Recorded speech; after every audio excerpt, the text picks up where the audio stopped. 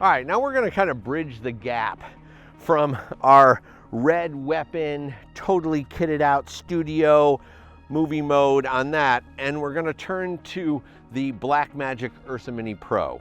Now, we've set this up with a move cam follow focus. It kind of comes pretty tricked out for that shooter. You got a nice shoulder pad.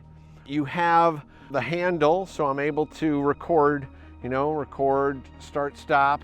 I'm able to adjust my viewfinder very well. I have these little knobs here that I can turn if I want to extend it, slide it out a little more. I can adjust it up and down. So they've made it pretty nice for that single shooter. And I'm able to shoot. There's my rage cam. And I got my peaking on as well, so I can see when everyone's in focus with the nice peaking system that's in here. It's got a flip out screen, so I can go in troll mode.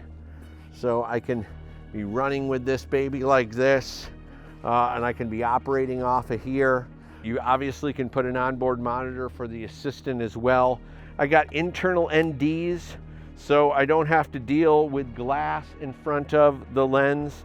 I got a nice internal ND wheel here, and they're all really good full spectrum, so they completely get rid of all that IR pollution that we were seeing with the Blackmagic in the beginning. That sensor really didn't have a lot of IR cut, but now they have all these internal NDs and they cut that IR beautifully. So this system works very much like I was showing you before. You can snap it right into your head. You're able to immediately go into studio operating mode and then easily click right out of it, put it on your shoulder, adjust it to where you want it, and you're up and running. And the camera is incredibly light.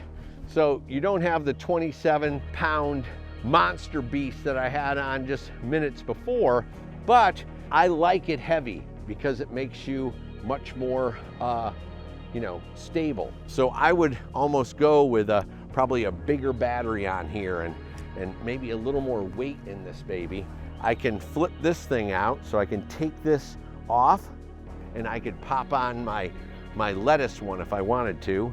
But as it goes right now out of the box, you got your handle, you got your EVF, you got a follow focus from Move Cam, and you're ready to go with this baby. It feels good. I'm able to keep it nicely weighted, and if I need a matte box, I can grab the matte box here, and I can easily trick this out with this Move Cam clamp on. It's a 2-stage tray, so I can put that on, and now I'm pretty much set up.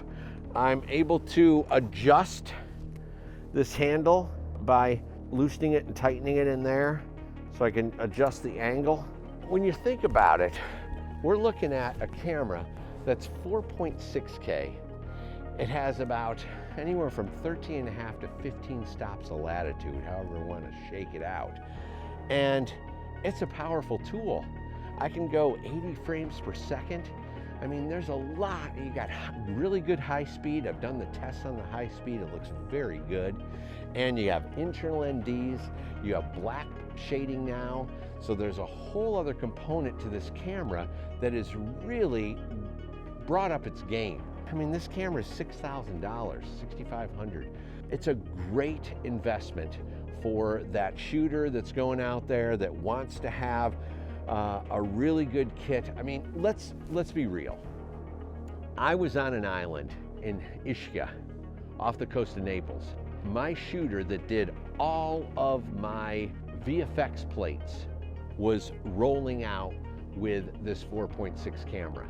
He did all my VFX plates for all the crashing waves, all the stormy ocean, all that stuff. So this is very good on feature films. Fury Road used the Blackmagics a ton. So this is a great camera to use in all different situations, as well as the owner-operator that doesn't have $40 to $50 to $80,000 to trick out the red. This is something that you can keep your kit very nimble, very small, very user-friendly, and you can go from handheld to studio in seconds, just like we were doing with the red. The Ursa Mini Pro is really designed for the single operator. All of the ND wheel, all the buttons, all the controls, everything is on the outside of the camera for access to all your functions. So this is just awesome because, you know, when you're out there shooting, you're not going to want to have to open the screen up and touch that, you know, touch screen. You're going to want to be able to address everything here. You're able to adjust your audio levels.